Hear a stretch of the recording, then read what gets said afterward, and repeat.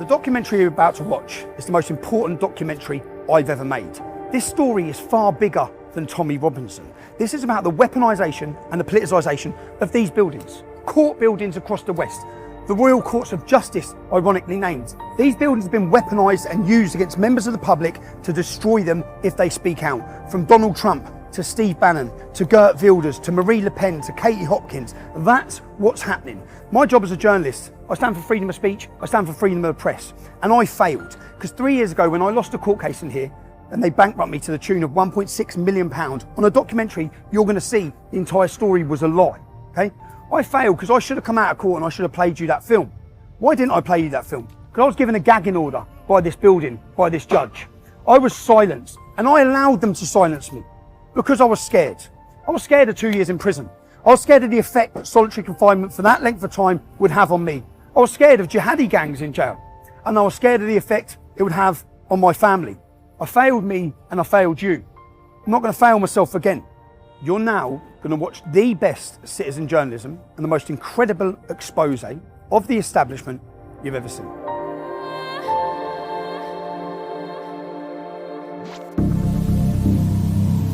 The news is how we find out what's happening in the world. It's how we form our opinions. Opinions based on facts. That's the key. Facts. Facts should be delivered to you by journalists based on the truth. But what if what they're delivering you isn't the truth? What if it's stories that are manipulated to make you think a certain way, to follow a certain narrative, different people's agendas? And what do they do to those who go against that mainstream narrative, those who try to expose the truth? This is a documentary about the lengths they will go to shut down and silence anyone from bringing you, the British public, the truth. I lost my job over this. Non-disclosure agreements. He's a nasty little piece of shit. Swung the hockey stick over his head and hit me in the spine with it. Well, it's told baby, he wasn't there. This kid was out unconscious already. That's just malicious. I'm not standing, you're not going, but no, because what you're doing, I know what you're doing. Tommy, I am gonna mince your kids, mate. This is a documentary about the unholy alliance between the media, the justice system, and our politicians. How they conspire to suppress free speech, how they pervert democracy, and how the truth and your freedoms are just two of the casualties. We will show how the mainstream media deceives people, how they ignore the truth, how the lies of the virtue signalling BBC, ITV and Channel 4 are all about their poisonous agenda, no matter the cost to innocent people. It's also a documentary about how an everyday playground incident between two young lads was spun into global news, at a terrible cost to so many people, not least the two young lads themselves. We will show how the law is being abused, how people driven by hateful ideologies attempt to intimidate and silence anyone who dares to challenge the so-called progressive, so-called liberal narrative. We will show the foolishness of our fear-driven political leaders who jumped on a story, took a side without knowing the truth, or worse still, knowing it but hiding it, because the truth didn't fit their narrative, regardless of the human cost. And we'll ask three important questions. Firstly, is the media accountable to anyone, in any way, for what they report? Years after the Leveson inquiry, has anything changed, or do they continue to act with impunity? Secondly, is our legal system still fit for purpose? We will show how lawyers who hate Britain but love jihadi warriors have weaponised the law system against us, and how the legal system really only works for the rich. And finally, how do we keep our politicians accountable? If the police, the courts and the state can silence anyone for speaking inconvenient truths, truths that may raise questions about government policy, is the UK any different from China, Russia or Iran in their treatment of dissidents? And of course, for Piers Morgan, for Jeremy Fine, for the BBC, ITV and Channel 4, it's a tutorial on journalism. Keep watching it, you'll learn a lot.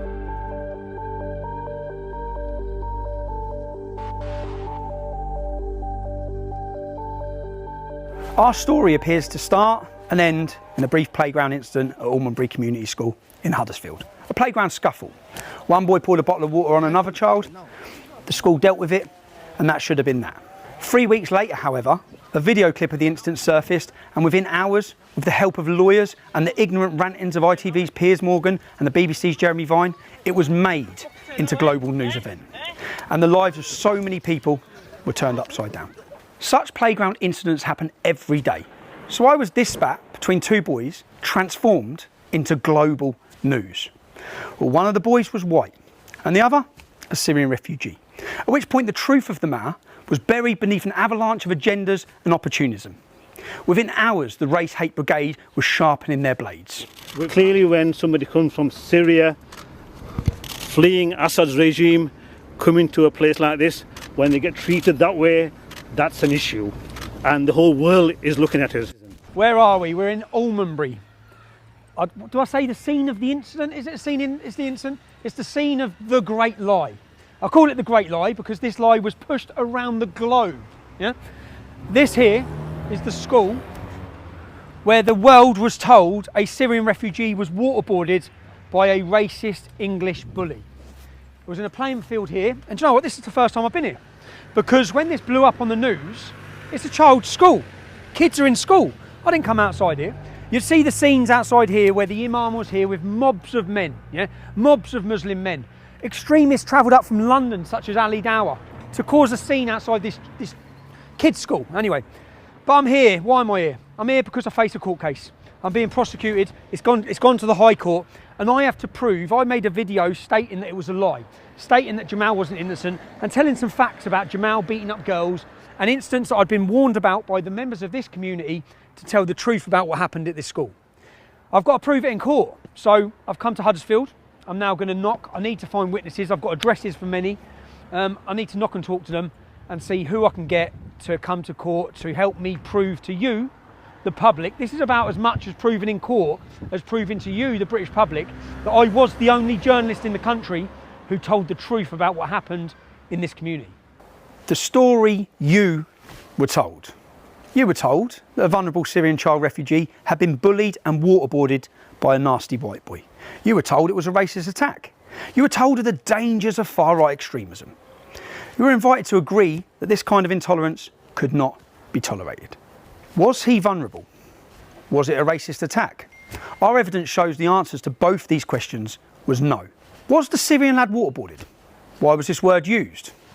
What about this? Was that waterboarding? Take a look at this.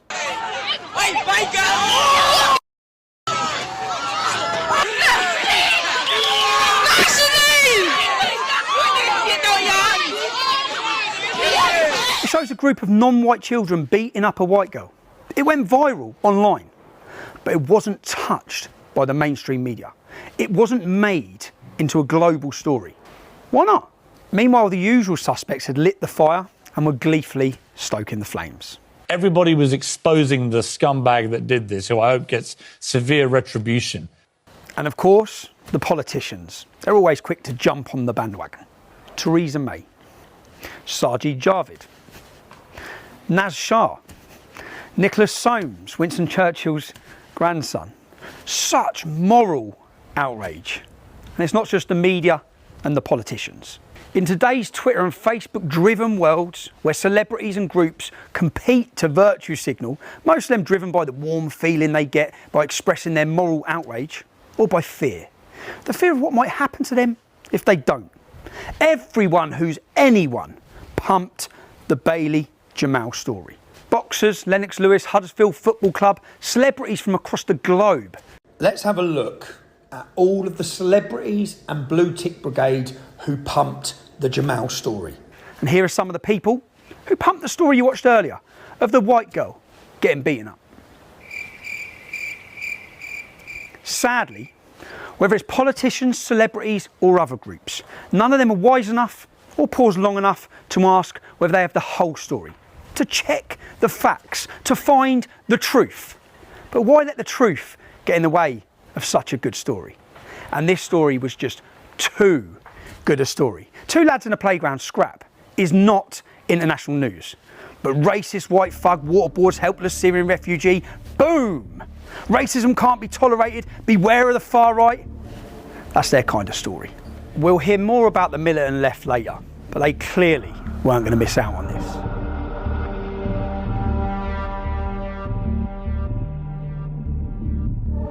representing might be too harsh a word, but I'm here as a concerned citizen. Mohammed Amin Pandoor, a mufti on a mission. He rushed to Almondbury from his mosque in Batley, a town at the far end of the district. In fact, there's 40 mosques closer to this school. But perhaps Mufti Pandoor had his own agenda. You see, his little brother, Councillor Shabir Pandoor, is the leader of Kirklees Council in Huddersfield, and they were having some pretty bad news days at that time. By the way, Mufti Pandoor, he's the same guy who ordered the Islamic mob to come to the school in Batley and demand the sacking of the RE teacher who showed a cartoon of Muhammad in a discussion about free speech. Look at what we do as a community, and you'll understand our stance. So what has happened is totally unacceptable. Yeah, and we have made sure that the school understands that. The teacher has been suspended. The teacher has been suspended.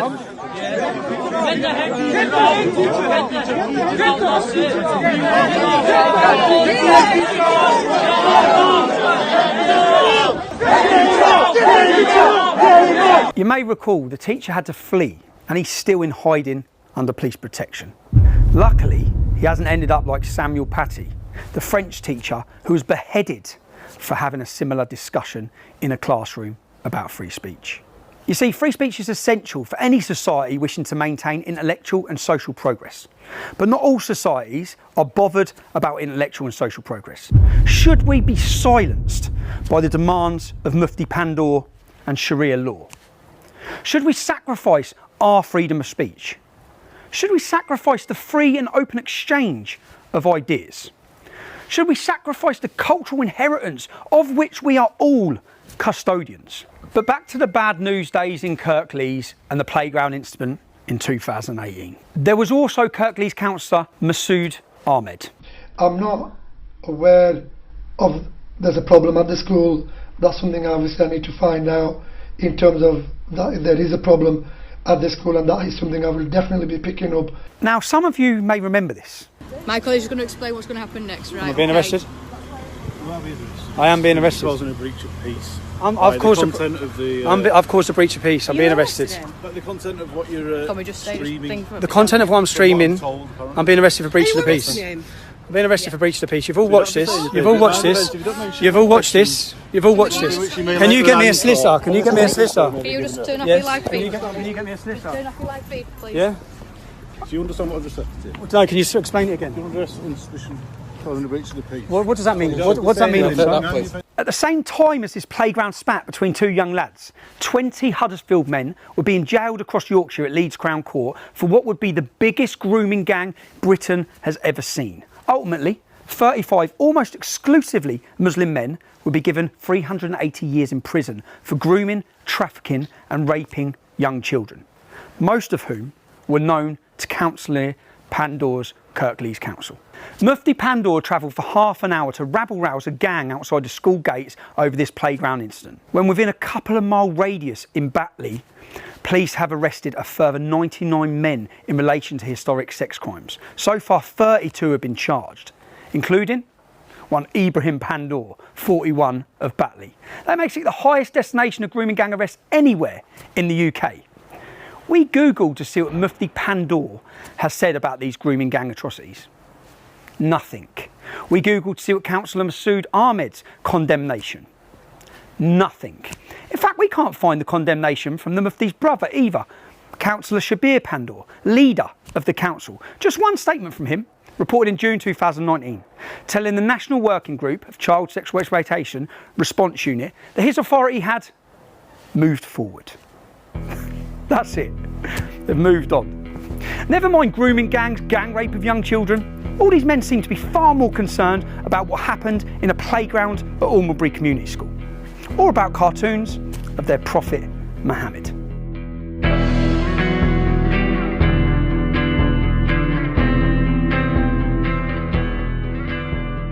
I think I now realise how difficult this is going to be, because everyone we've spoke to today, they're all confirming what I said was true. Everyone's confirming what Jamal was like, including school staff. But as soon as I mention this camera, as soon as I mention court, I need someone to come to court, they just totally silence straight away. No one can have said that. No one can have said this. You jump in, it's raining. But I'm realising how difficult it's going to be, but I have got an idea for that now, after today. So But first stop McDonald's, yeah? Let's go to McDonald's because I'm starving. It's been a long day. Yeah, see you on a YouTube. Yeah. See you. Smaller in real life, isn't it? Nice to see you, man. Nice to meet you, bud. Shall I offer you a drink? No, I'm fine, thank you. Cheers, though. Sure. Yeah, thanks, man. Very nice to see you. No, thank you, bruv. Hello. Steve, how are you, mate? It's Tommy. I'm good, mate. Bro, mate, have you still got all those hidden cameras? Yeah, of course I have, yeah. Could I borrow What do them? you need?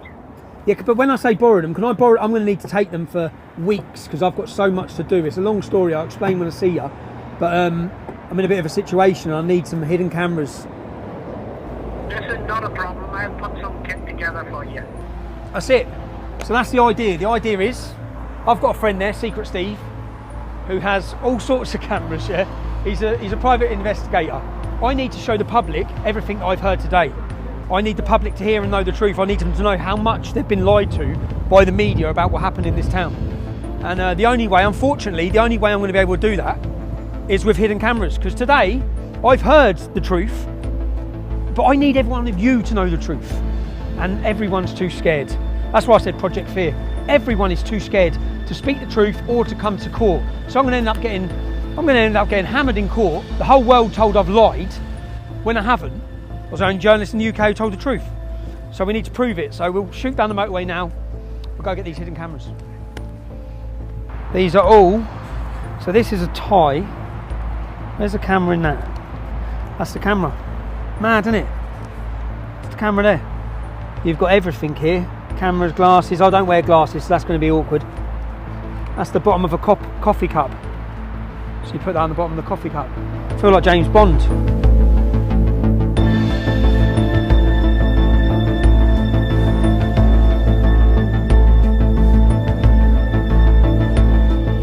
This today, that's the camera. I'll have to take this off, but it doesn't matter because apparently this records all the audio, records everything. That's the camera, and I feel a little bit dirty doing this, but it is the only way I'm going to get people to speak. And then I need you to hear what I hear. The idea that people would maraud the streets looking for him was appalling. The fact that the video itself, although it showed the accumulation of things that are built up to that, did not deserve what happened to him or to anybody else in that situation. And I'm afraid the media, I call it a perfect storm. I was getting emails from Pakistan, from Australia, from America telling me to resign. So it went worldwide, and I'm afraid I came into teaching to help poor people, and they got rid of me. I've got a problem here. I lost my job over this, and as a result the council has told me that I cannot speak to anybody ever about it. So unfortunately... Well, you lost your job over the Jamal Bailey thing? I was there when it happened, I was there when I dealt with all the situation, and then Ofsted came, then Trevor wasn't there anymore. That's all I can say. I can't get a job, so that's where it's left me, and I can live with that, but Bailey were only 15. I can't live with that. That's different. He's got a He's a young man with a life that he should be. He's an articulate lad. He's got a lot about him. That's terrible. I can't. No, okay. If I do, I could get myself into real trouble. No, okay. I could, really serious trouble, legal trouble, because part of the council's... You've signed an NDA or something? Correct. So they've said you can't discuss it. And what was the NDA? So you keep the pension? So you get a pension? Yeah. Fucking hell, bruv. I have to be very careful about what I say to it. I'm not allowed to talk about it. I really am not. So I can't discuss it. I can't discuss it with the media. I've always wanted to have my say against it, which I've never had. Never been allowed to have. Never been allowed to say goodbye to my staff. Was just told to leave. So I worked there nearly 20 years, and never got a card, never got a goodbye. This whole thing was just used. The whole thing was used, yes, to push them in. And hijacked, and by the right of the political, I'm quite a political person, by the right and the left, it was hijacked and spun all out of proportion, and now we've got problems. But essentially what I've got... So where you'll meet is a wall of silence. What a mess. It is a mess, but it's a tragedy. It's a tragedy for Bailey. I'm not sure Jamal will get anything out of this ever in his life, positive out of it either, necessarily. He might have got a few silver coins from Judas, but that's about it. You know, that's it. The thing is that the incident happened 6 weeks prior, or weeks prior.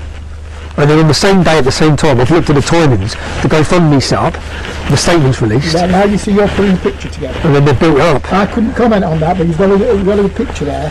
And built it up as a racist incident. Correct. He's Syrian, he's English. Done. Correct. Job done. Already, that's gold, yeah? I know that's gold. All I hope that's recorded. I can't turn a computer on. So I just pray that's got the audio and the visual, and it's not pointing up there, that we've got it, because that was the head teacher, and that's the first visit, and I know this is going to work. So I now know, just off that, I didn't think he'd talk. I thought he'd shut the door in my face. He didn't. He seemed like he wanted to talk. There's a lot he wants to say. So, but yeah, let's go. Next stretcher. It's exciting. Was there a racism problem in the school? And well, no, I don't think there was. What about other Syrian refugees? Like, do you think what happened to Jamal in the school was because he was a Syrian refugee? No, not at all. I told you before that would have happened if the child was white, big, blue, whatever colour. They're all scared. Yeah. We've all got careers, aren't they? I work for probation service now. You do now? Yeah. So I don't know where I stand with it. If I go, I could lose my job. What about if... No, and I wouldn't... Do you understand what I'm saying? I get it, bro. I work for probation service now. You see, if I didn't work for... You see, if you were someone... If I didn't work for the fucking public sector no more, I'd say, they can go fuck themselves. They can't... You know what I mean? So they seem to be pretty keen on these NDAs? Yeah. Who is that? Deputy Council. But I can't disclose that with you. Like what? Loads. I'm saying I can't disclose it because I signed it. That incident was talked about by Theresa May at a G20 summit. Somebody asked her a question about it. We were then Ofsteded by 5 of the top inspectors in the country. Then only sent 1 registered inspector. We had the head of safeguarding. I had Amanda Spielman, the head of Ofsted, speaking to me about it. If you want my honest opinion, they said, get up there, I don't know who they is, get up there and shut that school. Get up there and get rid of this. Get rid of the problem, over the Bailey. Correct. Over Jamal. Correct. Get up there and get rid of it. But why do you think that is? Like, do you think, because I looked at Jamal, because he came here 2 years ago, I've got so many negative things said about him now by so many people. Like, I mean so many. Well, I mean, I've got children at school. I've said it to you before. We had 9 Syrian children, 9 families. Yep. We only had 1 issue. But my view is that you won't get much of an answer out of Rob because he worked there and he's bound by various confidentialities. So non-disclosure agreements. Did he get paid as well? Not going to comment. They all have. Every teacher got paid not to tell the truth. But the head teacher can't even talk about Jamal at all. No, neither can I. Neither can you. What's your name? Well, if you work it out, it must be a good one, mustn't it? Oh yes. Did you work there as well? No, I was the chair of governors there. But so it's not. My issue is you're not going to get anywhere. Really. No, yeah. And Rob wouldn't talk to you either, so it's. They're trying to. It's pointless me even giving you. I told the truth. Your contact details. Okay. It wouldn't work with it. I told the truth about what happened that day. I am not even arguing. His life was destroyed. Well, that's not fair either, is it? As a racist bully, and he weren't. And he wasn't. I know. You and I both know that. I know. Unfortunately, the truth is just. How much money is it? I can't see the figure because if I see the figure, it goes out.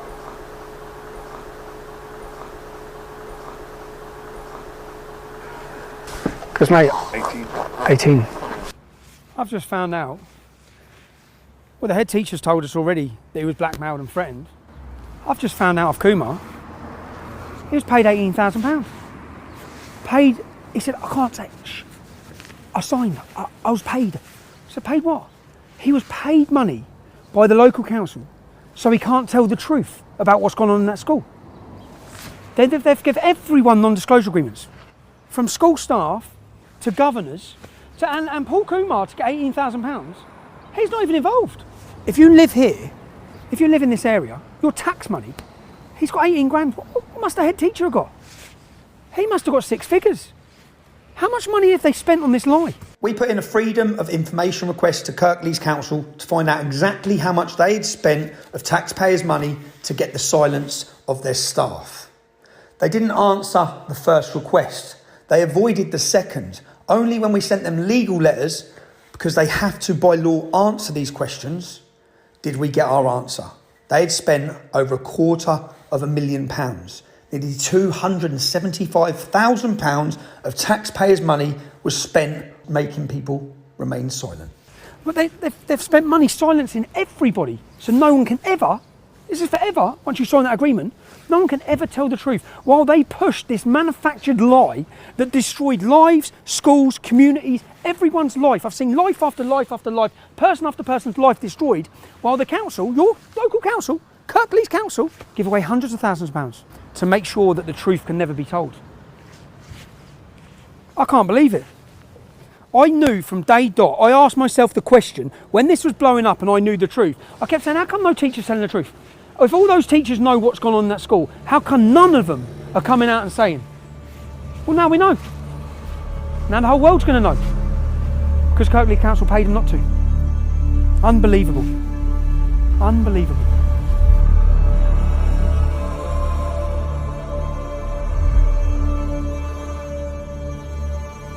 Jamal was in your year? Yeah, he was in the same year as me. What was Jamal's attitude like at school? He wasn't very nice. He called female teachers bitches. He just didn't really have respect for the female students, to be honest. Yeah, basically we were in a PE lesson and we were playing hockey with a teacher called Mr. Cattell, and I had taken the hockey puck off of Jamal because I was on the other team and sent it to the other side of the room where my teammates were, and I then turned around and just felt a really sharp pain in my back, and he'd swung the hockey stick over his head and hit me in the spine with it. Do you think there's any way that could have been an accident? No. It knocked me to my knees. It knocked you to your knees? How long had Jamal been at school when this happened? About 2 weeks. I've had lasting injuries from it. It's caused me to have severe pain in the top of my back, and I'm on medication for the pain. Still now? Yeah. Did Jamal get in trouble for this? Not that I'm aware of. First, I want to apologise to anyone I've been forced to record with a hidden camera. Sadly, people are terrified to tell the truth because of the potential consequences. But the truth still needs to be told. Do you remember of any incident specifically with Jamal with girls? Well, there was that one where he hit that girl with hockey stick, wasn't it? Yeah, Charlie. Charlie. Yeah. I think of her name then. Yeah, in Moscow. Lovely little girl, that. Yeah. It was just rude to him, obnoxious, bloody nasty. No respect for ladies, no respect for girls. Yeah. Expected everybody to bow down to him. Because he was to the side of me, so he tried pushing me and so I quickly moved out of there because obviously I knew what he was like. He would have actually hit me and stuff. Yeah. So I moved, and then that's when he moved his arms as if he was going to try to slap my face back. Okay. And he did, but on that day he spat at you multiple times. Where'd the spit go? Literally all on my uniform outside and all down the school bag. Because when I went home I told mum and my mum was disgusted in it. But the school said that because it was outside of school times, they can't really do much about it. Okay. He's a nasty little piece of shit. Was he? Yeah. And I told your solicitor that when she rung me. Okay. He's a horrible boy. Is he? Yeah. And it's all that. What was he like at school then? Nasty. To? Everybody and anybody. He had no respect for women at all. None. Even staff. No respect for them? No. I told his solicitor all this on phone. Okay. Jamal grabbed him by his tie, just threw him against the wall, cracked his head open against back at wall and just kept throwing him against the wall. This kid was out unconscious already. That's just malicious. That's just intent to kill. Were they? They had a young lad and a girl, and They were horrendous. The kids, they were just horrific. The couple of kids that they had, they used to bully the kids. What, Jamal? Yeah. See, what was Jamal like though? A dickhead. Was he? He came to isolation a few times. He wasn't perfect child. No. He was portrayed. Well, you know what job I did, don't you? He was in isolation. Yeah. Yeah. In isolation loads of times. Was he? Yeah. What was he like though? Troublesome child. Yeah. He used to make up fucking stories. He used to make up stories? Yeah. At one stage, I think he said something to do with his sister. Somebody said something to his sister and I was in isolation. And I just got come out and he was waiting outside isolation and wanting to beat the girl up or something. I can't remember. He wanted to beat the girl up? That said something to his sister. Just 1 second, I'm just going to... Yeah, no problem. Yeah, no problem. No, he used to lie a lot. But this whole thing was built off what he said, and if he lied a lot, it's a big problem. What's that? He was quite a violent person. He was a violent person? Yeah. Like, so I was the year below and he was the year above. Yep. He used to, every time I walked past, try grabbing me and... Every time you walked past him? What happened with you and him? In the toilet, he just comes up and tries wrestling and take it on. What was that over? Nothing at all? He did it in the majority of the day, every day. Every day? Well, when you saw him? He just attacked you?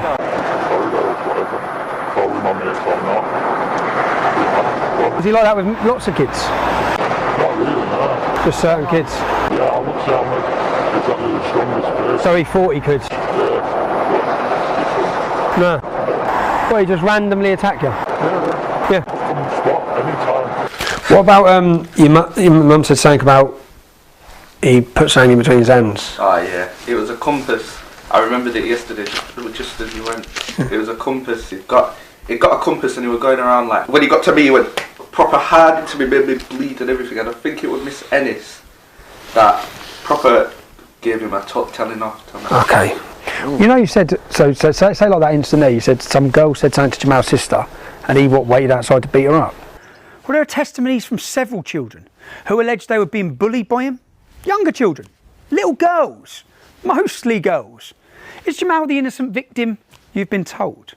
I gathered these testimonies over just a few hours filming in Huddersfield. I could have carried on. Yeah, I was waiting outside isolation to beat the girl up. And about the lies? Yeah, I'd say about Jamal, he used to tell fibs. Several times he got investigated. And it just fucking turned out to be fucking lies. The fact he always lied is a big point. The fact that you know that the police, the school investigated incidents where he said things happened and they turned out to be made up. Yeah, there was fibs. They couldn't have happened. It couldn't happen because I think there was one. The child wasn't even in school that he accused. I can remember. Oh my God. Yeah. Oh my God. I'm sure he accused us another guy called Jaden. I can't remember his last name. Called what? Jaden. He accused Jaden of something. And when me and Miss Ennis investigated, it was fucking bollocks. Not very likeable, really. No. You know, about what he was going to do to sisters and what have you. To Bailey? To Bailey and to others. Oh, and to others. But not a very nice boy. When you say, what was he going to do to the sisters? Well, he told Bailey he was going to rape them. Told Bailey he was going to rape his sister? Oh no, and I've tried to argue that it was in the public's interest for them to know the truth about Jamal. And they was just retaliating. Yeah. You know, which most people do if somebody threatening with their sisters. Yeah. But Jamal seems like every kid I've spoke to that he attacked was younger. Yeah. Bully. Jamal? Yeah. Yeah, that's what I'm finding out. Yeah. That's what I remember. He said he was going to stab him, so I think it was science or something. Yeah. If I remember. He said, yeah, so he goes to come and then, what are you saying now? Because that thing of him getting caught with a knife in school, it's like, what? Caught with a knife and a screwdriver? Yeah. Bailey gets expelled for pouring a bottle of water? Yeah. What the fuck? Surely he gets... You got a statement on that? No, because there's things missing. But I've got his dad mention it in the minutes of a meeting. His dad mentions it in a meeting with the school. His dad mentions about them catching him with a knife and a screwdriver. His dad brought it up. I've got it in black and white. Yeah, so you've got a good case there. I've got it. Yeah, he got caught with a knife. They can't deny it. You see, the truth was there for the media. It was there for celebrities and politicians to see. They could have told you the truth at the time, before some of you gave over £160,000 of your money to the poor victim, Jamal. Well, not so poor anymore. But none of this was true. A key part of this case is that I reported what I was told. Before my involvement in this story, a mother went online and said her daughter had been attacked by Jamal. I contacted that mother. She sent me images of her daughter. She said her little daughter was beaten by 3 Muslim girls and that Jamal jumped in and bit her daughter on the head. She sent me the images of the bite marks on her daughter's head. I said, can I speak to you? Can I interview you? I rang the mother, but the child was too scared to talk to me. She's scared. Oh no, everyone's scared. A girl went online and said that she had been attacked by Jamal. Both of these victims deleted their comments. Why? Both of these victims had gone online and reported this before my involvement at all in this case.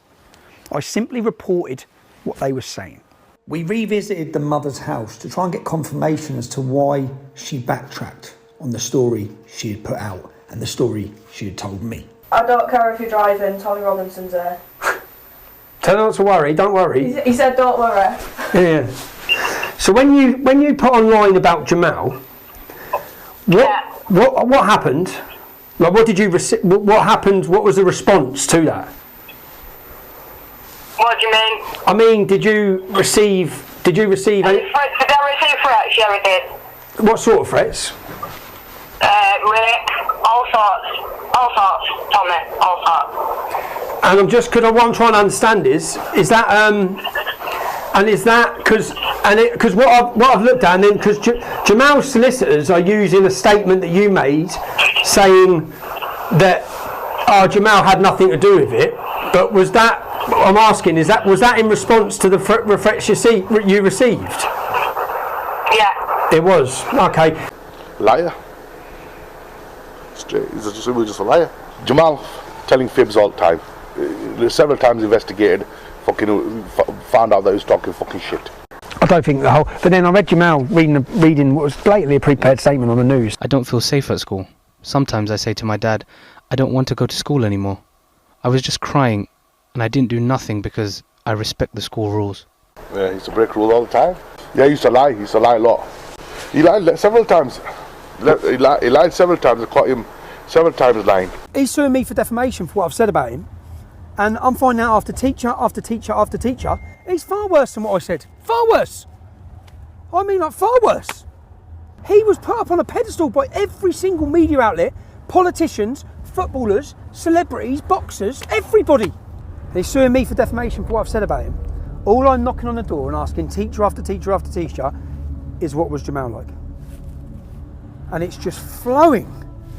It's just boom. And he was far worse than anything I said. Far worse. I find it insane. Because there is no way that all the things I'm now finding out, that no other journalist has found this out. They must have known what he was like, because it hasn't been hard.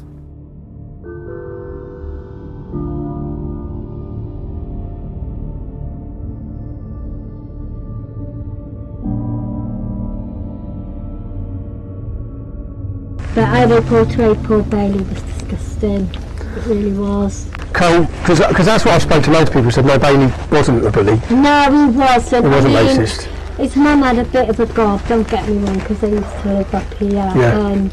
Bailey wasn't like that at all. He had 2 half-caste sisters, so how could he have been with us, you know? But Bailey wasn't racist, that far from it. Yeah. He wasn't a bully, he was a good lad.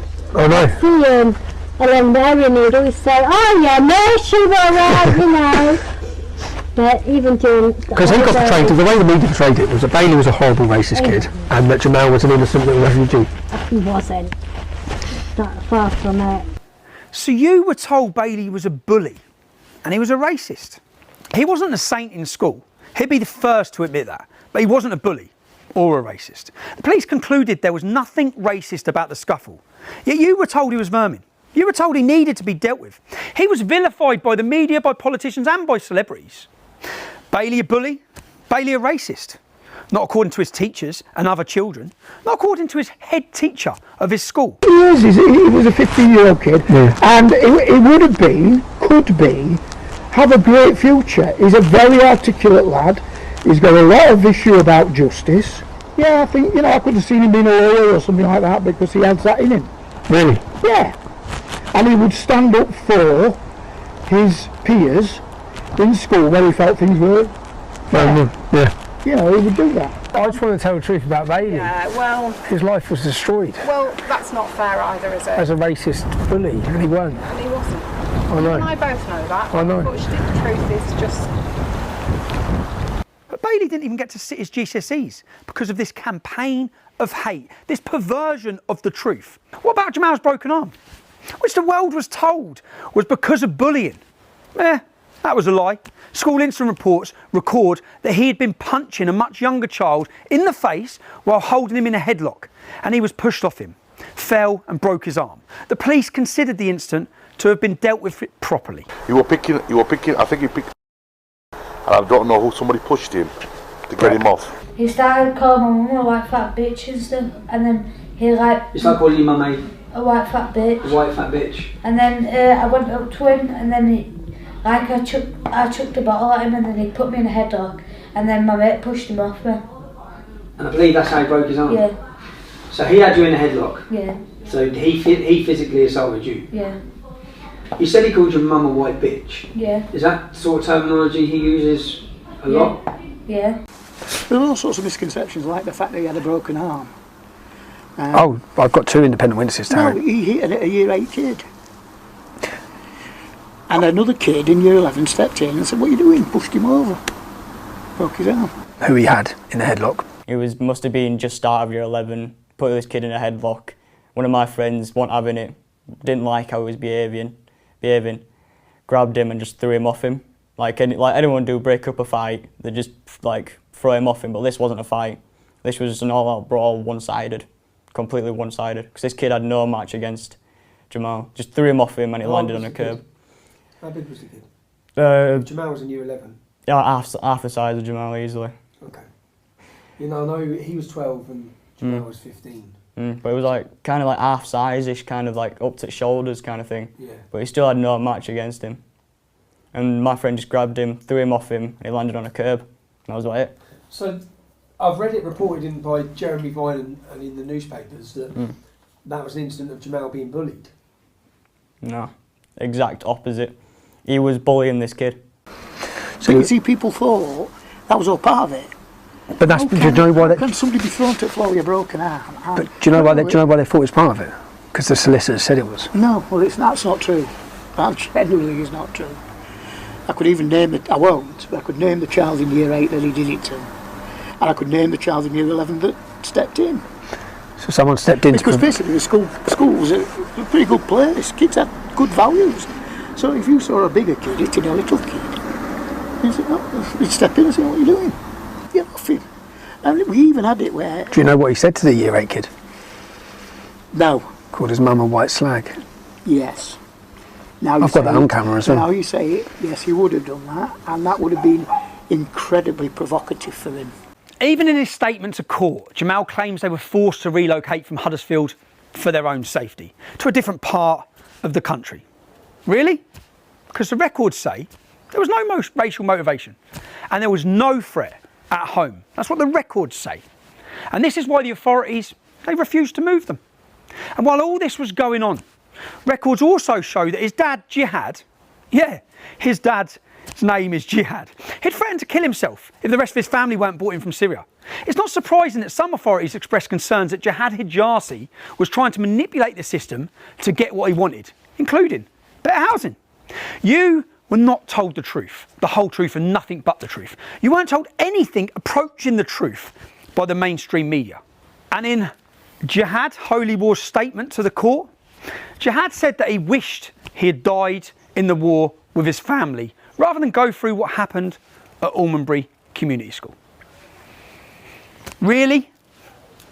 He wished he was dead and all his family were dead rather than go through this school playground incident. Listen to the clip again. Say now then. Nothing. Say now then. Say now then. Hey, nowhere. Fuck, say nowhere. Listen to what Bailey's saying. He's asking Jamal repeatedly, what are you saying now? It wasn't a random attack. It wasn't a racist attack. Bailey didn't threaten to stab Jamal. The playground incident was not the beginning of the story. It was a culmination of many events. Not least, it was a response to Jamal's alleged threats to rape Bailey's younger sisters. They were about 9 years old at the time of this. So as a girl at that school, when you saw the portrayal of what happened with Bailey and him, because he was painted as this innocent little kid. He wasn't innocent, it's out in everyone. It's out in everyone. And I used to see him bully Bailey's little sisters and stuff, so...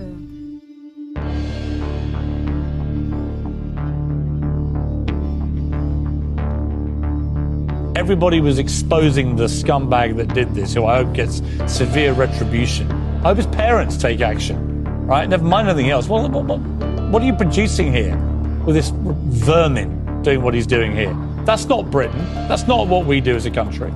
You can hear him there describe Bailey as vermin. Words are important when you're on a daytime platform and people listen to what you say. What do you do to vermin? You exterminate it. You kill it. Lowlife.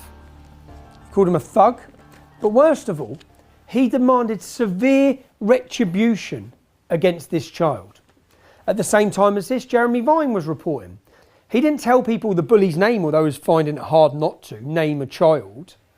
Instead, he told his followers where they could find that name. Now, this is a direct response of both of your reporting, because when you reported, you can follow the timeline and the repercussions of what that brought. What I've done here, in 2018, there's a charity called Tell Mama that records Muslim hate incidents. Even though they've been, in the past, penalised for exaggerating the figures, let's work off their figures. They say there are over 1,000 hate incidents, with 325 of them being online. Some of them Islamophobic, which means criticising Islam as well. Here, I've printed a piece of paper for each one of those hate incidents. 327 hate incidents online against the entire Muslim community of the UK in 2018. The 325 Islamophobic comments, they're the ones you read about on the news every day. They're the ones people in jail for. They're the hate incidents the media keeps shoving down your throat. So each piece of paper here represents a hate comment aimed at a child after a playground dispute. I want to read these now. Piers, you demanded severe retribution. That's what you demanded against this child. Let's see if you're happy with some of this. I pray someone rapes you and your whole family while you watch. Fuck your mother, fuck your love. The Syrians will rape your family. If I saw you, I would rape you to death. You'll be raped by the Fallujah group. I hope your mother will not be racist when she is raped. I'm going to bum your nan alive, then dead her again. And the threats of rape, all of these threats of rape, imagine being these children. Imagine being a 15-year-old child living in Huddersfield with your little sisters. Muslim men are jailed in the biggest scandal in the history of our country for mass rapes in that town. And then you're receiving and you're reading these messages. You're going to die. You're going to fucking die. We're going to strangle your mum, your dad, your friends. I'll kill your whole family. I can't wait to find you so I can slit your throat. You're the person who should be killed in those ISIS videos. You, your parents and your whole family have to be burned. Do everyone a favour and fucking off yourself. Looking at you makes me want to commit suicide. Go commit suicide, you oxygen thief. Jump off a bridge, bro. Do humans a favour and kill yourself. We don't want you and you don't belong in this world. Again, imagine being that child reading them. Piers, is that severe enough for you? This is a mental health record for Bailey McLaren. Bailey was referred to Luton CAMHS by Luton and Dunstable Psychiatry Liaison on the 31st of December 2018. Reason, patient involved in incident in Huddersfield and has been relocated to Luton with family. Patient unable to cope with not returning home and has taken an overdose. So this lie, this narrative, this agenda, which comes before anything else, by the politicians, by the media, that was pumped. This child, it doesn't matter. His life didn't matter. You know, if he killed himself, no one would have cared. We wouldn't have heard condemnation from any of the politicians or from any of the media. No one cared.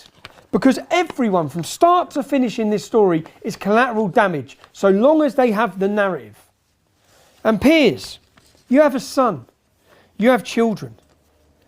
Demanding severe retribution against a child for a school playground dispute is unforgivable. You sit there and you preach. You preach against us. You make your accusations against me. Never have I labelled Muslim children as vermin. Never have I demanded my followers to commit severe retribution against anybody. And this is what the media, the politicians and the celebrities created, aided and abetted by the left-wing activism and the selective indignation of Islam. Hypocrites out there might say, who cares? That's what he deserved, right?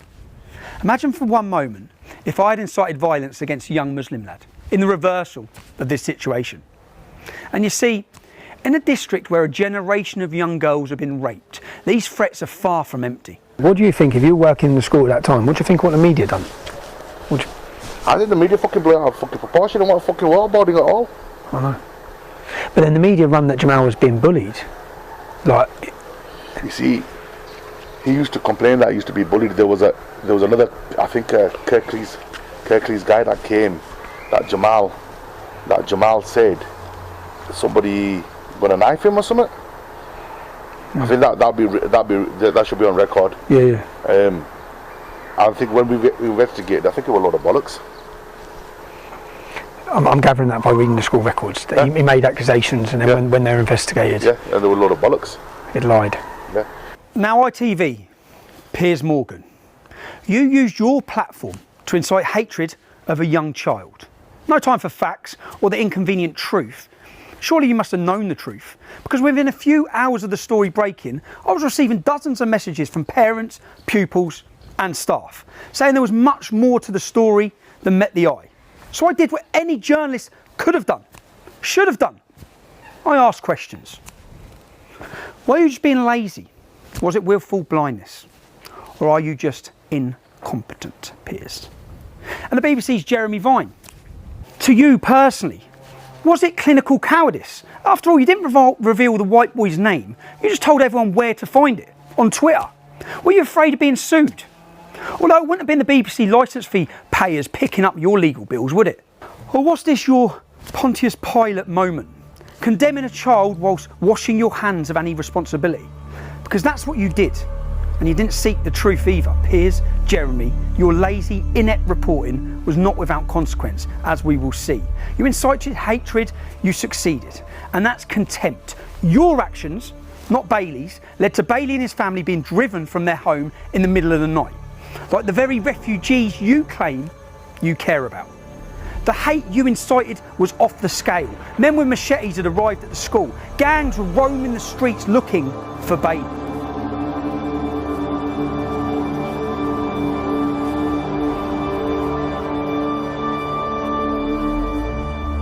West Yorkshire Police told Bailey's mum that the terrorism threat had been raised to red. They had intelligence of people coming from Bradford to get Bailey and his family. Rather than deal with the threat, they moved Bailey and his family to a place of safety. So, whilst one child had the support of the whole country, had the support of the Prime Minister, Sajid Javid, the local football club, everyone rallying behind this child, £160,000 donated to him.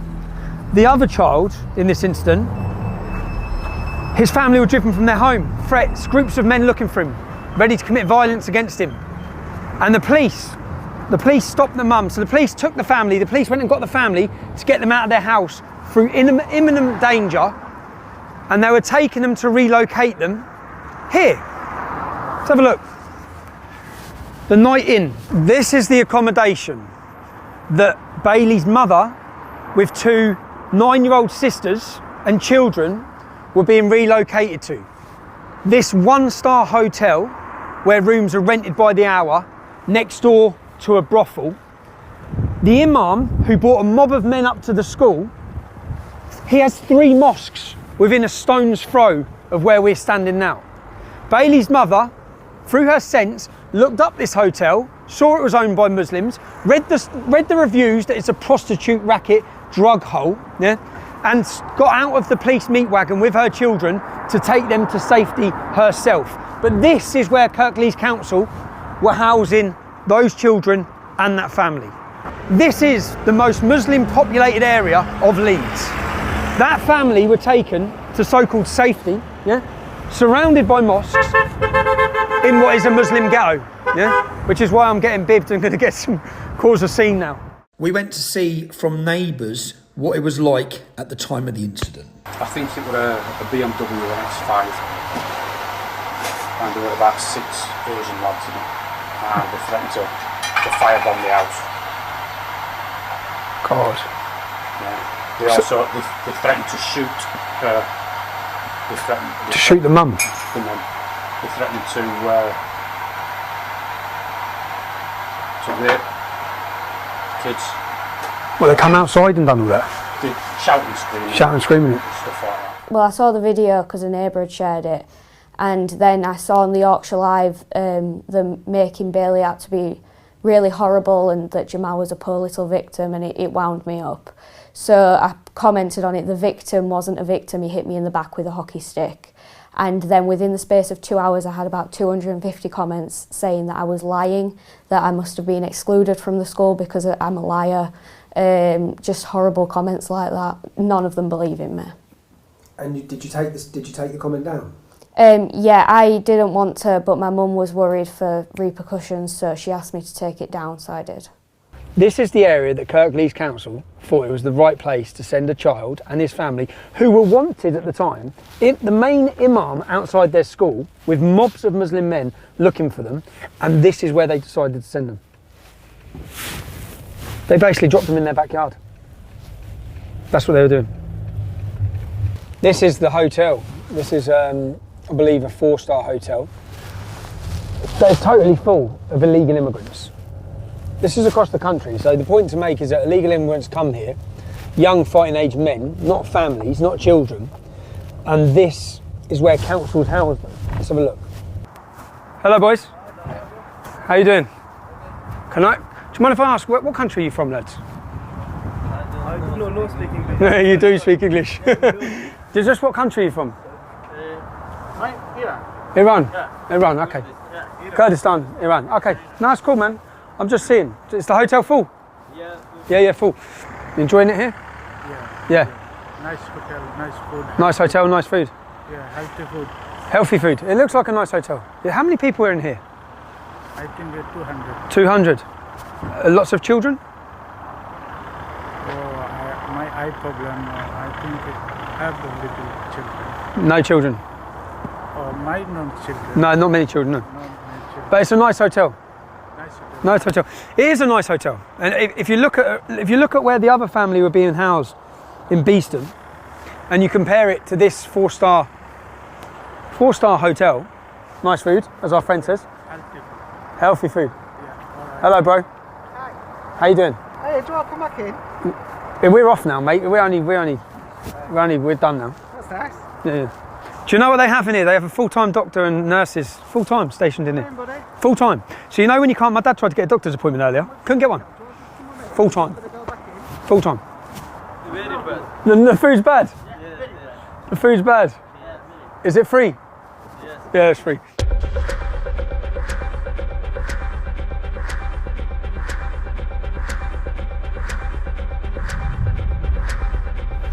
They closed that school. As soon as the media and all that died, they sent in chief inspectors of fucking Ofsted. We knew they're going to fail it on every fucking thing they can think of. I had governors who had friends in the media, who tried to explain to them. There's a lot more to this. All of that, and the Ofsted, and the whole shebang, but it was never picked up. Apart from my reporting, there was not a single media statement giving the other side of this story. The staff knew, other pupils knew. They could have exposed the lie. Why didn't they? The incident, I always call it the incident. Yeah. The incident has reoccurred, it's come to my door. They said you can't talk about it because you've got a non-disclosure agreement. They're not satisfactory. So that was the reason they triggered it. They were either not free to tell you the truth, or they were terrified of the consequences. And that's for so-called journalists. Some can't find the truth. Some won't tell the truth. And some, they're afraid of the truth. But me, as a journalist, it's my job to present you the truth. If you want my honest opinion, they said, get up there, this is, I don't know who they is, get up there and shut that school. Get up there and get rid of this. You see, when the media and politicians decide to kill a story, when they decide to hide the truth from you, they'll do whatever it takes. They shut down the school. It's gone. Everyone lost their jobs. You see, once this lie about a racist attack had gone global, the truth could never be allowed to come out. The real truth, that a young Syrian refugee was struggling to fit into his new environment, was problematic. His allegedly abusive and violent conduct towards teachers and children was allowed to run unchecked. Why? Did the school authorities turn a blind eye rather than be accused of victimising the boy, of being racist towards him? They stayed silent. The truth may have triggered accusations of racism or sparked discussion about immigration policies. The challenges of achieving the successful integration of migrants we welcome into the United Kingdom. And the need to take those challenges seriously. You see, Jamal was one of 20,000 Syrian refugees who come to the UK as part of the United Nations resettlement programme. The government could not allow their policies to be examined and the consequences and their incompetence to be exposed. And if you don't think the government is incompetent, you ain't been paying attention to anything. Priti Patel's been talking tough, really tough, on controlling our borders for years. And yet we have boatloads of illegal economic migrants being escorted across the English Channel and put into these luxury accommodation at your expense. This ineptitude does nothing for the refugees who come here legally, who we welcome into England. Refugees who are trying to integrate and make a new life here. And who was the community's rage directed at? All Syrian refugees. That's who. When in fact, there are many families of Syrian refugees in the area. We're told, all of them delightful, working hard to settle and integrate into the country they can now call home. I spoke to multiple refugee families. In the school problem, my children, no any problem. No problems with your children? No, that's it. So you've had a good experience in the school? Yeah. I used to have 2 friends and they don't bully and they don't care where from country I come or anything. Okay. And when I talk English, like we was about 1 month we've been in here and I used to not to speak English very much. So they used to tell me how to speak all that thing, and now I'm in year 8 and I know how to speak English and I made more friends. Okay. And now like I'm fine. And you're fine? Yeah. And then no problems? Yeah.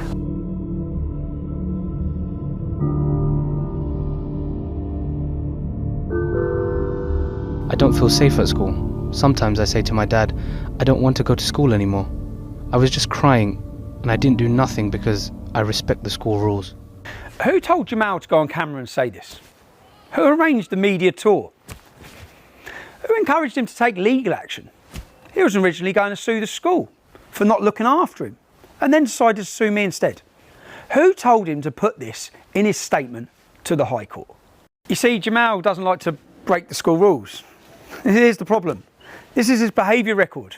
Almost 100 codes for bad behaviour. Truancy, verbal abuse to teachers, physical violence towards pupils, and lying. Yeah, there's plenty for lying. You see, I haven't got all of Jamal's school records. Large sections of documents I was given were blacked out. We tried to get access, but we weren't allowed. And the lawyers wrote to the court to explain they had misplaced documentation.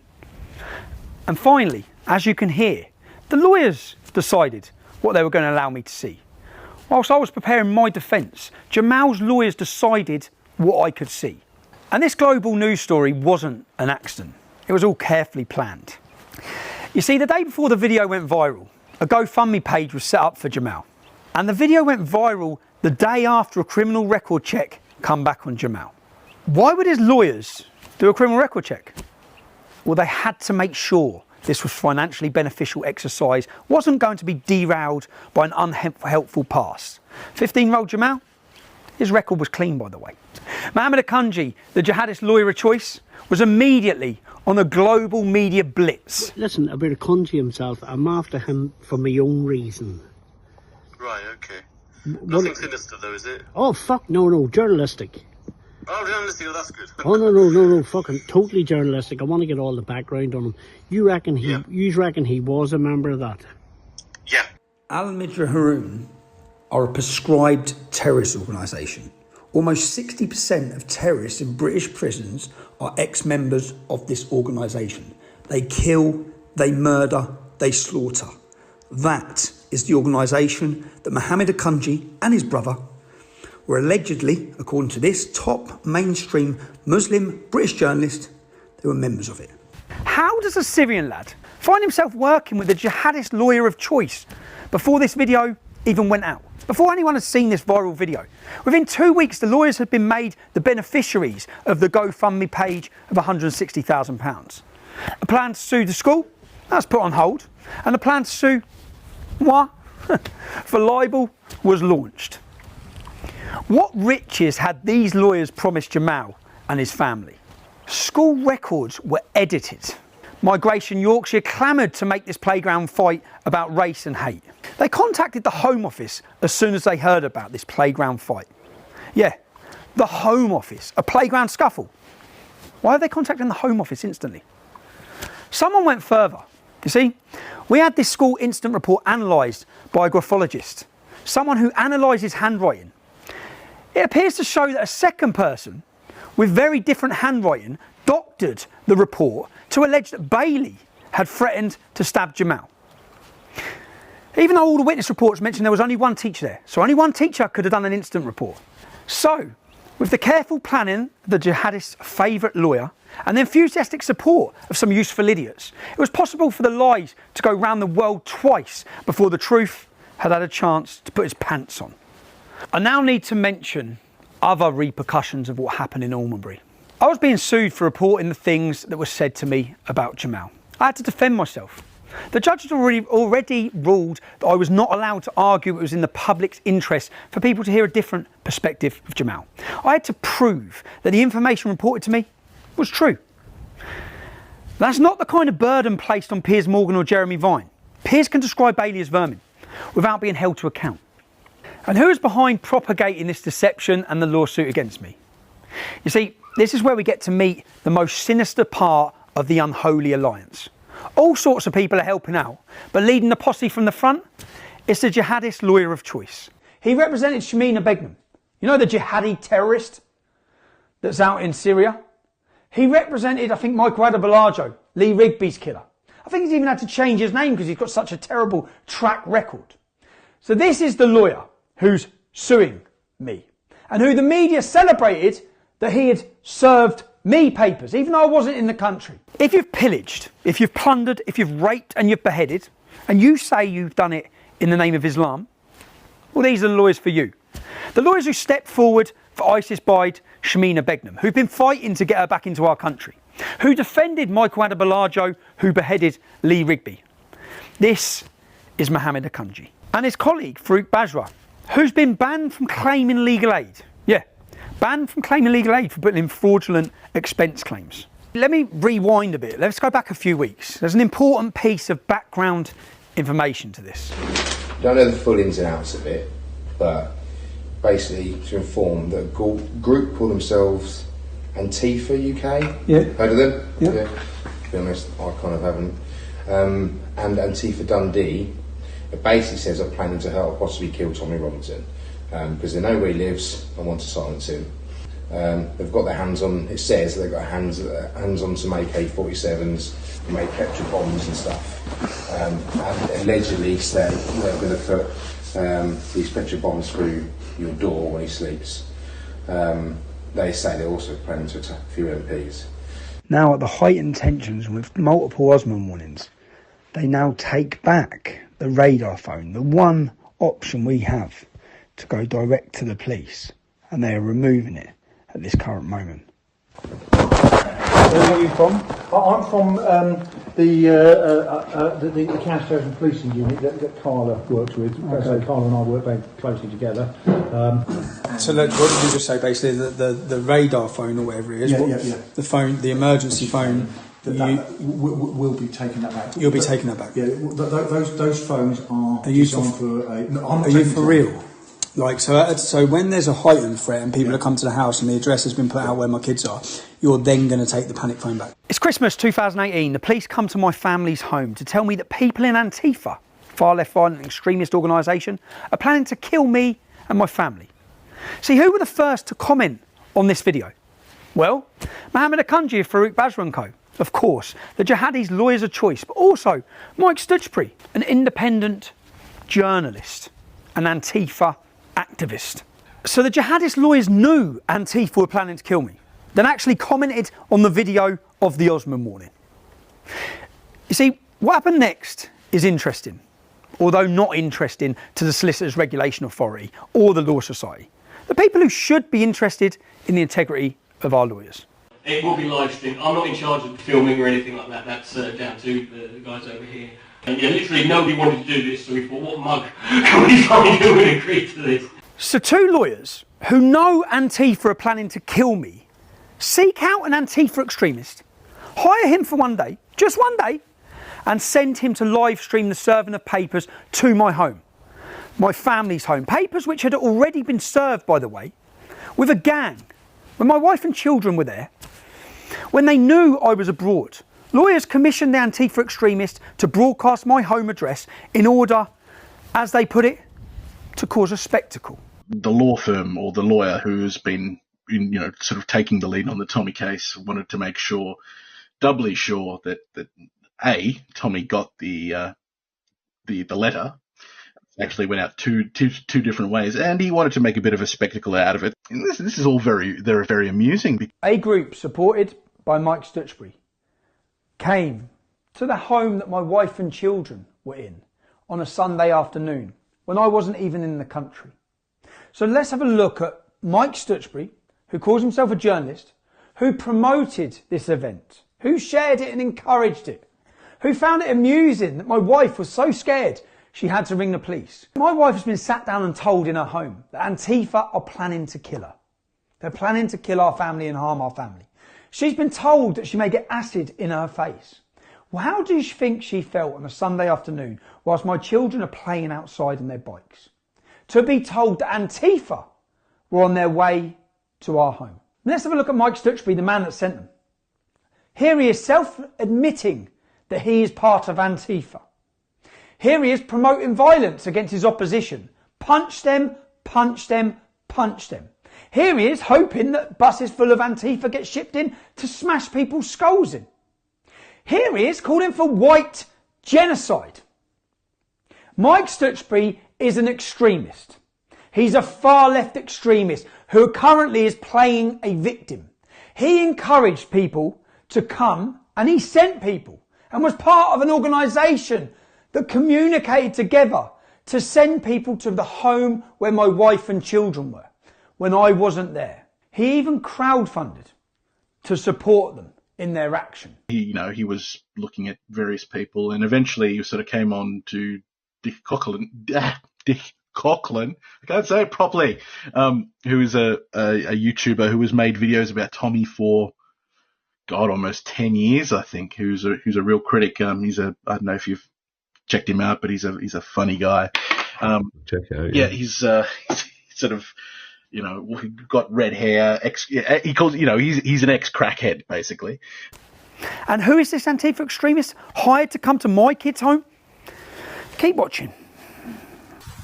Okay, folks, we're here in Salso. I'm about to, me and Murphy are about to pop on.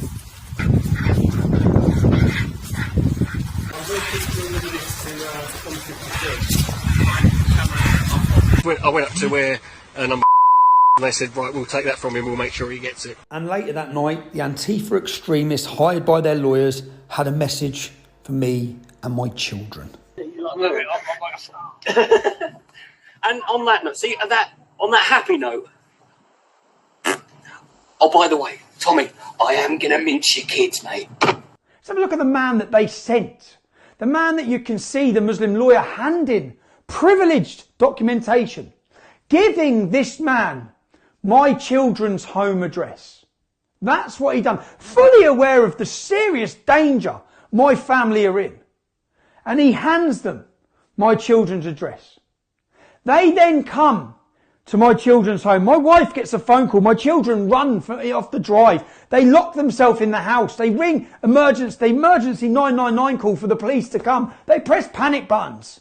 They need support because Antifa are coming. They came, they told the Muslim lawyer, he's fully aware they're coming to live stream where my family are. They live stream and doxed the name of the road. They doxed the door number. I went up to where number and they said, right, we'll take that from him, we'll make sure he gets it. The man specifically chosen, he was chosen. He says in his own video. The lawyer in this case was a guy called Mohammed Sanimi Akunjwa, who works for a solicitors in London called, I shit you not, Farouk Bajwa and Co. Solicitors of London. I get asked by this guy that they've decided that they're going to, Tommy Robinson is going to be served legal papers so he can be sued by this family. And they asked me, do I want to be the one to go along to serve the legal documents? Let's have a look at who Dick Coughlan is. Let's look at some of the things he said. Here he is promoting hatred against black people. Serious, this is a crime. The comments he makes are a crime. Here he is promoting hatred against Pakistanis. Here he is singing a song promoting anti-Semitism. Singing a song about lampshades being made out of Jewish people's skin from the Holocaust. Third right, yeah, we're gonna kill a kite. We're white, far right, and we're gonna have a fight. You're in the outskirts, you can go in the gas chamber, then we'll throw you in the pit. We're just following orders, man, we're trying to get paid. You might get out of here, but you'll be a lampshade. A self-confessed, racist, anti-Semitic crackhead was sent to my children's property. He talked about raping my wife in her skull socket. He talked about my children being fed through a meat grinder. He talked about burning my house down whilst masturbating with my family in it. Now, other than to terrorise my wife and children, why would any sane person do this? It worked, okay? Tipped off by a friend who saw the gang on live stream approaching, my ex-wife hit the panic button and barricaded herself and our children in a bedroom. The police thankfully responded in time. And these are exactly the same tactics being used against the unbelievably courageous children in Almonbury. Threats of violence and rape against children who are willing to stand with me in defence of the truth at the High Court of London. The video release, media, GoFundMe, Antifa, it all happened at the same time. It was coordinated and it was about hate and making money. And how that far left activist, who appears to be an anti-Semitic, Jew-hating, black-hating racist, came to my home with his gang and threatened to kill my children. These lawyers, the mainstream media, they don't care about refugees. They don't care about Jamal. They don't care about the truth. Say that bloke who made the video saying he's going to kill the kids. Yeah. Can you, if you didn't do it, I know 100%, give a statement. I know, I was there. Okay. Give a statement about that. She complained about it. She contacted, we'll remember, it would have been the liaison officer at the time, to ask if he was arrested. I found out his address and I gave you all the information for him. So even now, say now, looking at that, can he be arrested now then? I don't know what happened with the previous report, because when we search on our system that we currently use, He probably got buried. I can't see any crime report that was linked to it. You see, the next day, knowing I'd been provoked with threats against my ex-wife and my children, no doubt thinking they would catch me conspiring to commit violence and lock me up on a conspiracy charge. Here, outside my ex-wife's house, men in a car that has never been registered, check the registration plate, so presumably from the security services, with listening devices recording what's being said in my home. The involvement of the security services may explain why Dick Coughlan, the man who publicly threatened to murder my children, has never even been spoken to or arrested, despite my wife's complaints. What are you doing? Show me who's in the back of your car. There's no one in the back of the car. So what are you doing then? We're not here, anything to do with you. What are you doing then? Well, what do you think we're doing? I think you're starting doing me. No. Who's yours work for? So what are you doing? And there is someone in the back. I know there's someone in the back. So what are you doing here? I don't know who you are. That's what I want. Go on, tell me what you're doing. Can you tell me what you're doing there? Because essentially I've got threats against me. Yeah? So what are you doing here? If I turn it off, you can tell me what you're doing. We go in. Who's in the back of your car? No one's in the back. Who's in the back of your car? You're not going nowhere. You're not going nowhere. I'm not moving. Let me see who's in the back of your car. Tell me what you're doing in my house. I want to know what you're doing, bro. That's all I want to know is what you're doing.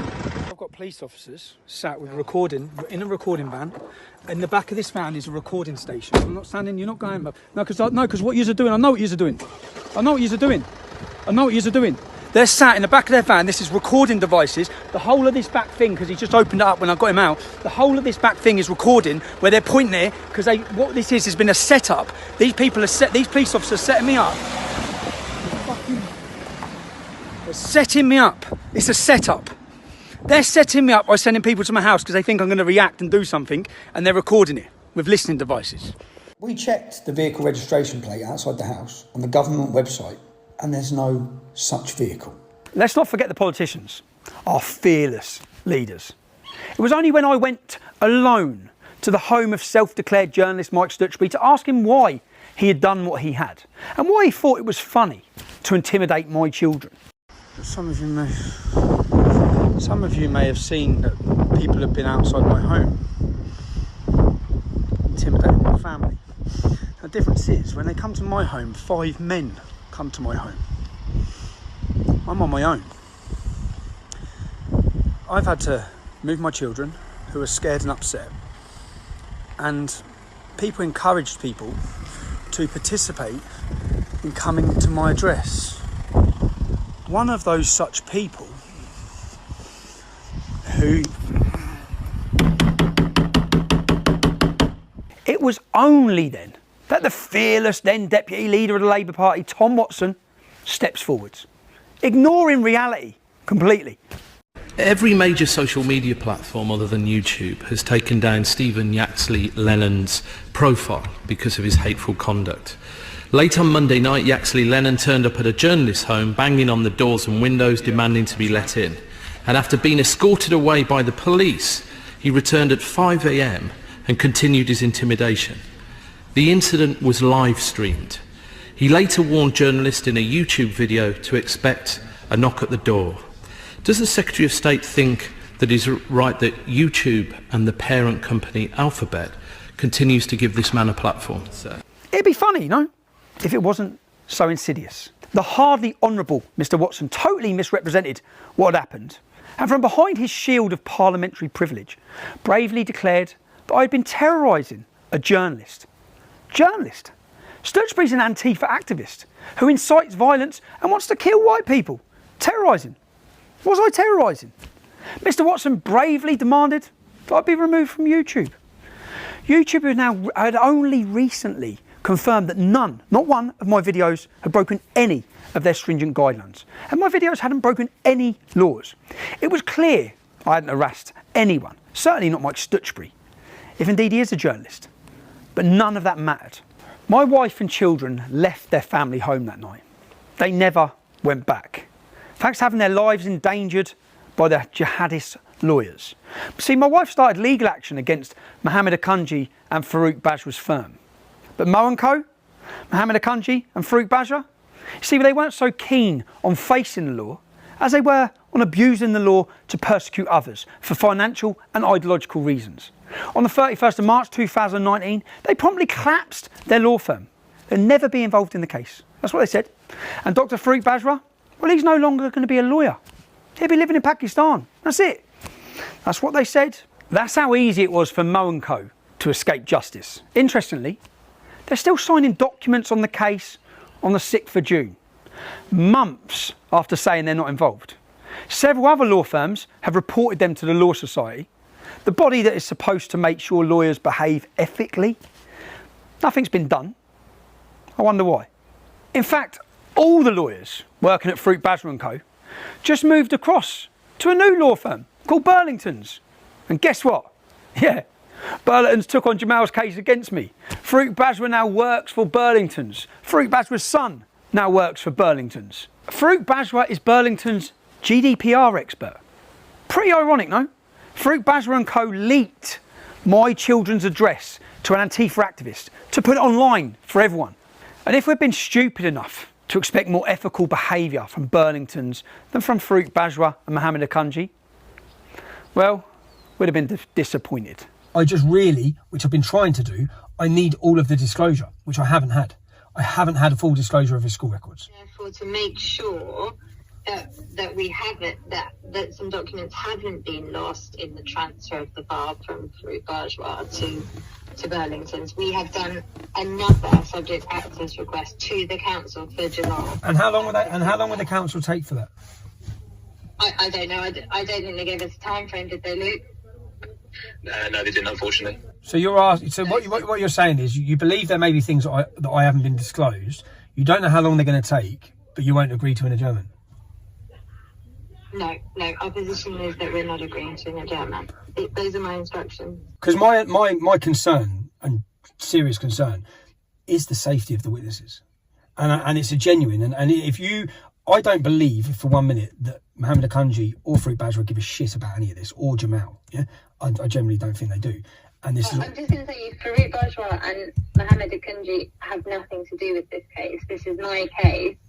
How come then? To anybody from Farouk Bajwa. How come then Farouk? Burlington started this me. How come Farouk Bajwa signed a form 3 months after he left then to do with this case? It's absolutely. It was.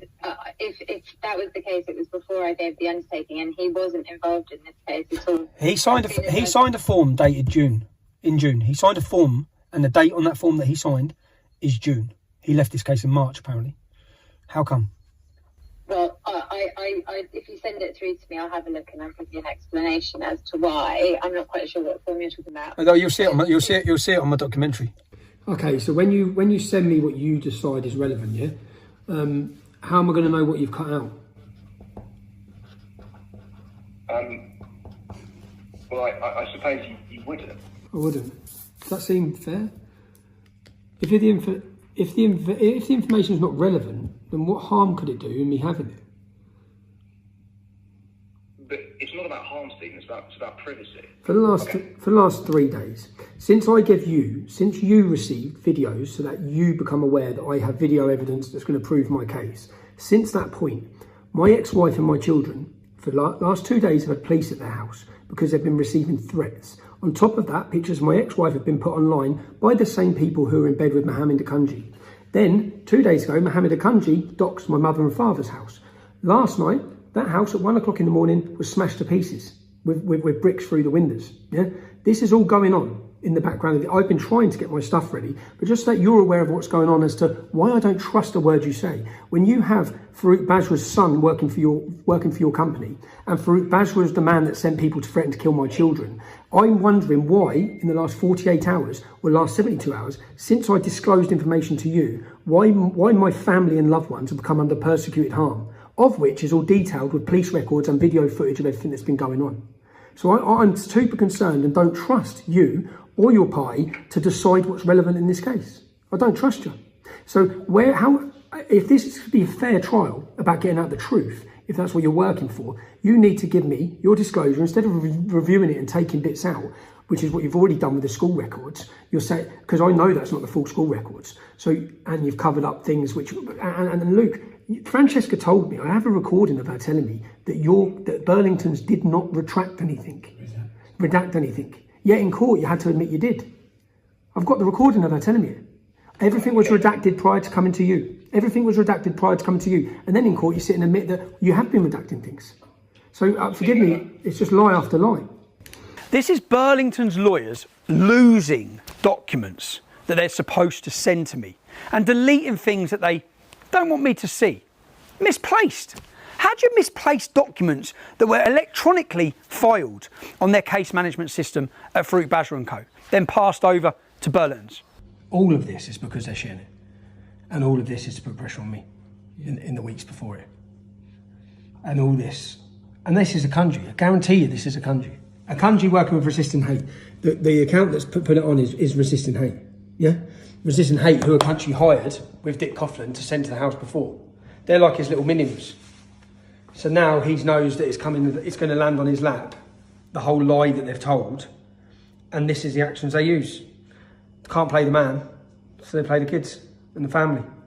You don't need to be scared, Sonia, because they're doing this. They just called me and said goodbye. Yeah, I know, babe, but they're purposely just doing that. No one got my number. But when they're doing this, they're just doing this to try and cause me shit and make you worry. So I know it's easier said, but you don't need to worry. Yeah, they're doing this so that I don't beat them in court. That's why they're doing this. Yeah. And I think they do know where we live. No, mate. Danny Barker rang me saying if anyone turns up to the house, just ring him and he'll come in a minute. Yeah, he will, mate. Yes, bismillah. Oh, mate. Cool. Oh, mate. Cool. So,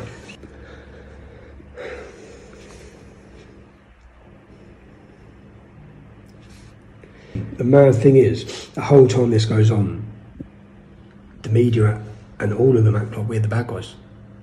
That we've been, like I'm the one persecuting people or targeting them.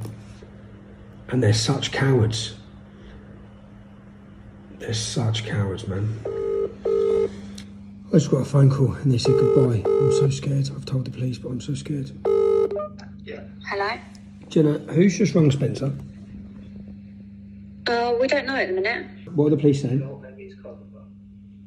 I'm just making a statement. Okay, but just quickly, are they getting that account that's put a picture of you online? Who showed you that picture, Jenna? It's on Twitter. Yeah, who I saw found it myself. You saw it yourself, okay. Yeah. Are the police sorting out to get rid of it? Yeah, they've taken the address of the Twitter person that's put it out. If you can say, I've given them 50 addresses of people who have done exactly this over the years, including the redhead man what about the redhead bloke who threatened to kill the kids? What have they said about that? Well, nothing really. No? It's a crime. Do you know what I mean? If I make a video threatening to kill some kids, I'll be arrested. So the point, what you need to ask them specifically and say to them, you made a complaint, someone threatened to murder your children, you had to leave your home, yeah? Those threats have now followed you to where you're now living, yeah? And they're coming from the same people, the same organisations, the same people they done fuck all about last time. They didn't nick them, they didn't speak to them, the solicitor's still acting with impunity, doing it to my mum and dad yesterday. See, you need to specifically ask them, Jen, I want to answer out of them, when you made a complaint against Dick Coughlin last year, why have they not done anything? And get you a follow-up and an answer as to why they haven't done anything, if you can. And mate, are the kids all right? Am I right that you managed to track the number? Yes. So you know who made those phone calls to her and must... We know where the number came from, Yep. And who that phone was registered to. So that's what, obviously we cannot prove. Well, I at that time I wasn't able to prove who. I only could say where the number came from. As in whose phone it is? Who the phone is registered to. Okay. Yeah. Because obviously for me, this was threatening phone calls a week before a High Court trial, trying to pervert the course of justice. How come no one's been arrested? I can't see anything on the crime report. If I send you evidence, which I'm going to anyway, because it's all going to the judge, if I send you evidence of Mohammed Akunji doxing my mum and dad's address, if I send you evidence of criminal damage and attacks in the middle of the night at an old pensioner's home, and I show you evidence of pictures of my wife being put on, ex-wife being put online, and my son, they rung my 11-year-old son's phone. The police are all involved. They've been threatening my 11-year-old son. Yeah, this is what's gone on. If I send you evidence of that, do you think you'll support an anonymity order to protect the children in this case? Stephen, I can't, answer that because I don't have instructions to answer that. I don't have conduct of the matter. But what I can clarify for you is some of the issues that I can give answers on. One of those of which I heard you made reference to Farouk's son working. He is not involved in the case in any way at all. Has no access to any files whatsoever. You've heard how Luke Hackett, he couldn't explain why they were redacting and deleting information from documents before handing them over to me. Information I should have been given. He couldn't answer the simple question, who decides what's relevant? Unfortunately, in terms of integrity, Burlingtons don't appear to be any better than Farouk Bajwa and Mohammed Akunji.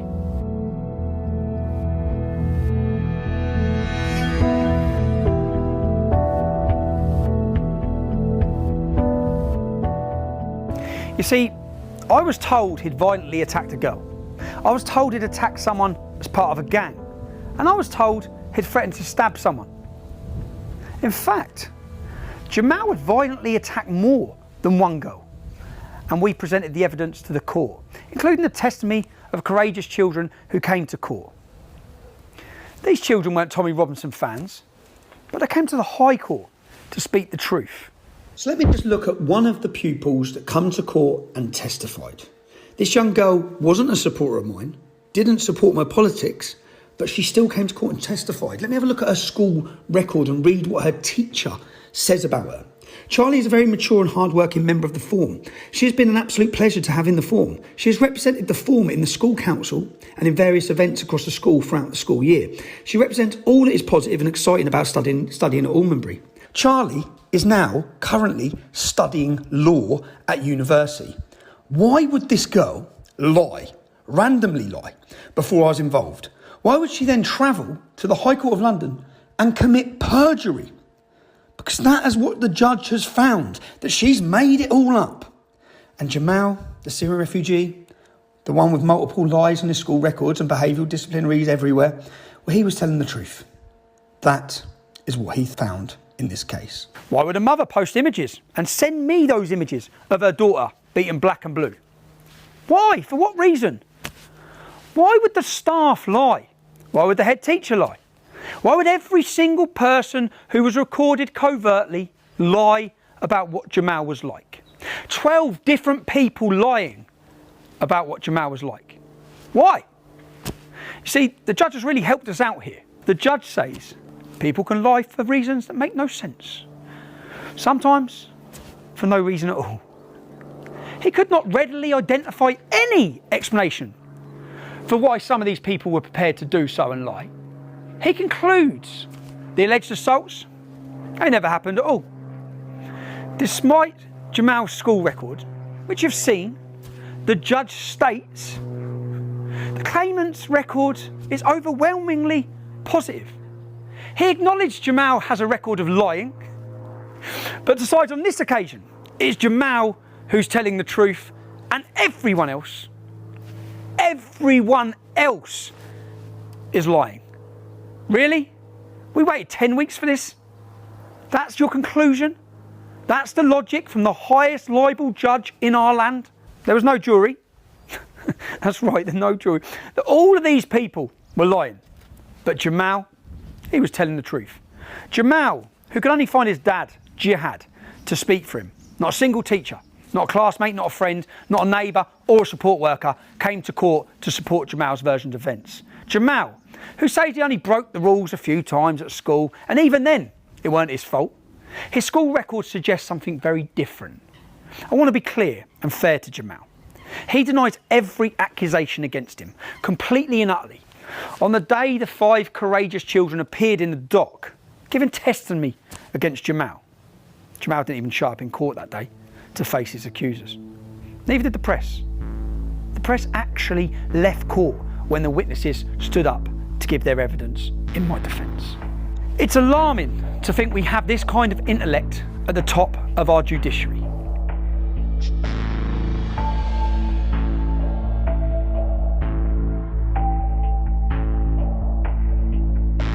The story of these 2 children is actually a story about free speech, or the death of it.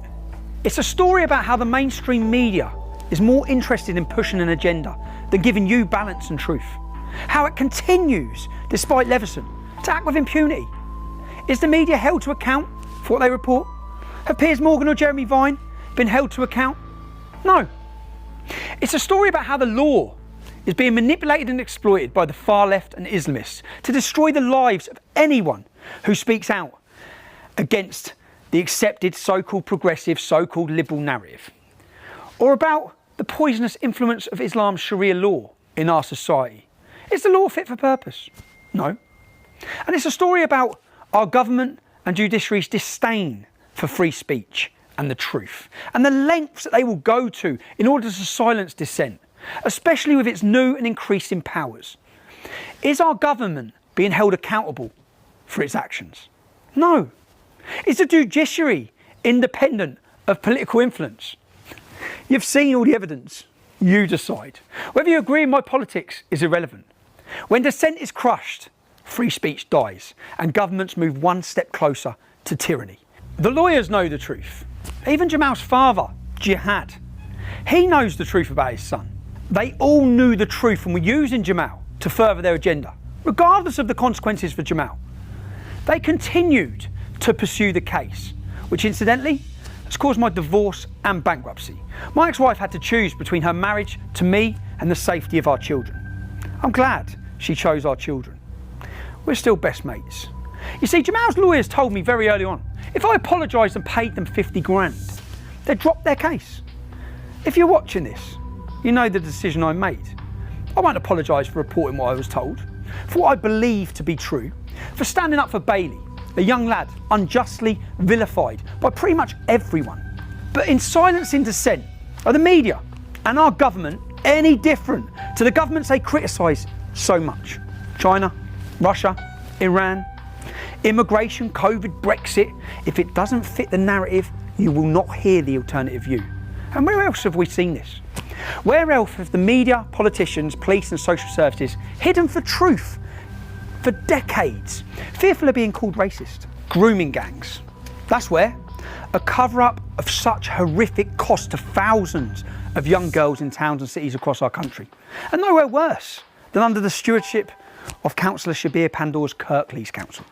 You see, hiding the truth doesn't protect community cohesion.